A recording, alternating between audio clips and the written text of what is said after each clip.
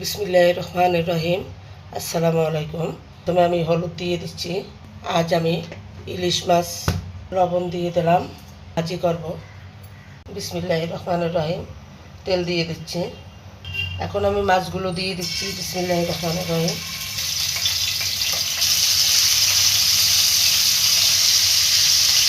মাছগুলো উল্টেই দিচ্ছি।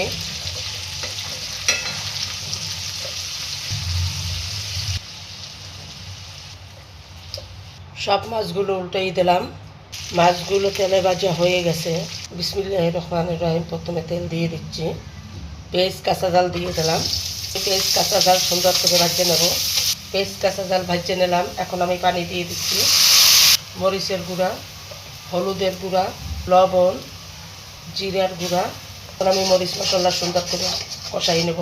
আমি টমেটো দিয়ে দিচ্ছি। এই টমেটো আমার গাছের টমেটো। টমেটোগুলো কষাই নেব। টমেটোগুলো কষাই নিলাম। এখন আমি ঝোলের পানি দিয়ে দিচ্ছি, ধনেপাতা দিয়ে দিচ্ছি। ঝোল উতলেই গেছে। এখন আমি মাছগুলো দিয়ে দিচ্ছি।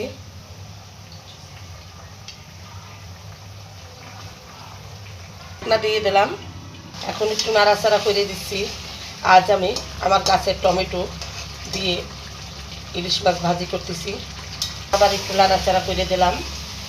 আজ আমি ইলিশ মাছ আমার গাছের টমেটো দিয়ে ভাজি করলাম। আর ইলিশ মাছটা ভাজি কীরকম হয়েছে কমেন্ট করে জানাবেন।